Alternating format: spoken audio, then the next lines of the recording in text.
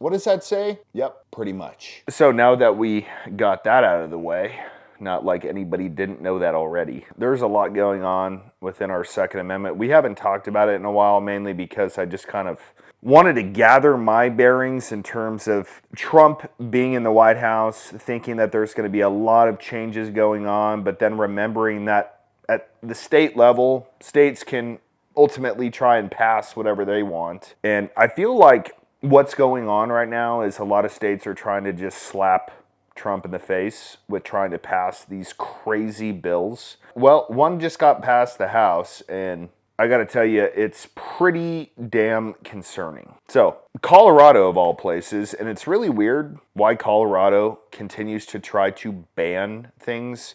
It's been what they call assault weapons. It's semi-automatic rifles. Just so you guys know, stop calling him that. Unless you like Hitler. He came up with it. If you like Hitler, call him that. Otherwise, call him semi-automatic rifles. They tried to do that ban. Now they've just gone for pretty much everything semi-automatic. Literally. Listen to this. The Colorado House passed the Democrats' semi-automatic firearm ban on Monday, just over a month after the state Senate passed the legislation. Not good. The bill defines a specified semi-automatic firearm as a semi-automatic rifle or semi-automatic shotgun with a detachable magazine or gas-operated semi-automatic handgun with a detachable magazine. So what's left, dude? Muzzle loaders? Revolvers? You're literally banning every modern gun. What the The bill prohibits knowingly manufacturing, distributing, transferring, selling, or purchasing a specified semi-automatic firearm, except that a person may transfer a semi-automatic firearm to an heir. Dude, what is this? Listen to this. New this morning, the House passing a gun bill drawing a lot of attention at the state capitol. Senate Bill 3 would impact the purchase of most guns in our state. So Fox 31's Carly Moore looking into what has to happen before it heads to the governor's desk, but it certainly is advancing through the state house, Carly. Yeah, it did pass last night. Drew, Andrea, good morning. So it passed the House last night. It passed the Senate previously. It passed the House with some amendments. So now it has to go back to the Senate so they can approve the changes that the House made. If they do that, then it goes to the governor's desk. Now, it's up to him to sign it into law or to veto it. Here's what you need to know this morning.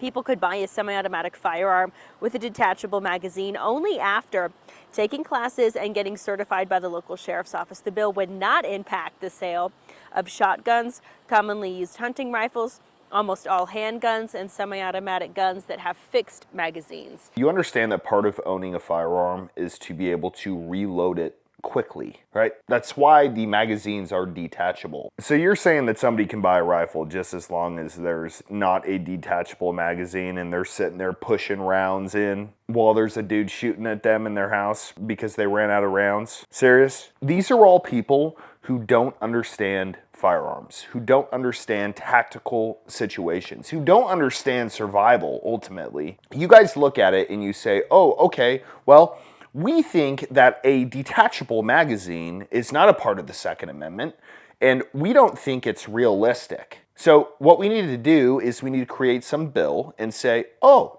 you know what? You've just got to have it attached. How about you guys reattach your brains to your head and actually do some research on legitimate situations where it calls for self-defense? Because if you have to sit there and push rounds into an attached magazine while some dude is shooting at you, instead of just being able to drop it out of the gun, put a new one in, and get back in the fight, you're nuts. So folks, we are kind of in weird financial times. The price of eggs has gone through the roof. The market has not corrected yet. In my opinion, it probably won't for a while. Trump's ultimate goal is to get those interest rates down. But at the end of the day, Americans have to protect themselves against inflation. And one of the best ways to do that is through buying precious metals. And the only precious metal dealer I trust is American Hartford Gold. They've got a ton of experts there. They'll walk you through the entire process. They have a buyback guarantee, a 5-star rating on the Better Business Bureau. And right now, when you call, they'll give you up to $15,000 of free silver on your first order. So call now. It's 844-940-0662. Or you can text HEAVY to 65532. Tell them I sent you. They'll take care of you guys. Opponents have said that it would cost millions of dollars for local sheriffs and CPW to administer the new requirements. And right now, there's no money set aside for that. Sheriff's offices would be required to issue firearm safety course eligibility cards and to fingerprint criminal record check.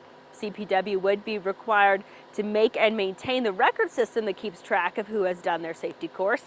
The bill is not retroactive though, so if you have one already, one of these guns, it does not apply. It passed last night with a vote of 36 to 28. So it's one step closer to the governor's desk, who has not really let on how he feels about it. We did get a statement from his office. Their words here: Governor Polis appreciates the sponsors working with our administration on amendments to help make Colorado safer while upholding our freedom and Colorado's rich hunting and sport shooting culture, and will review the final version of the bill. This crap really pisses me off.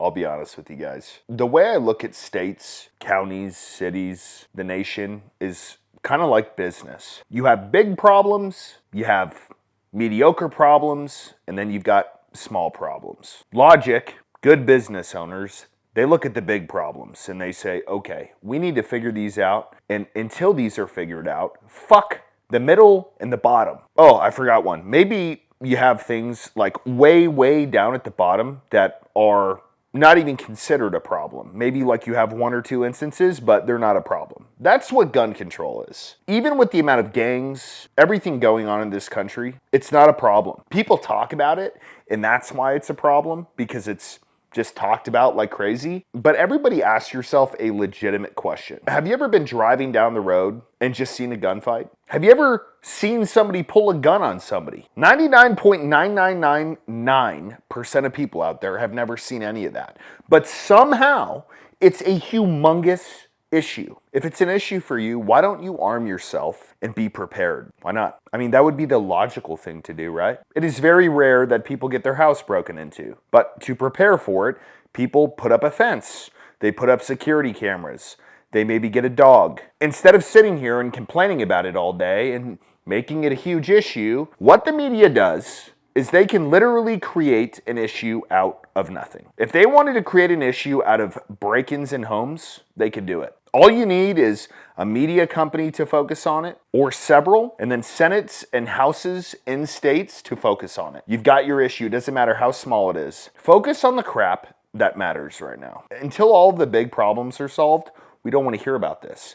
And this bill, it's an infringement on everybody's rights, and it's wrong. Throw it out.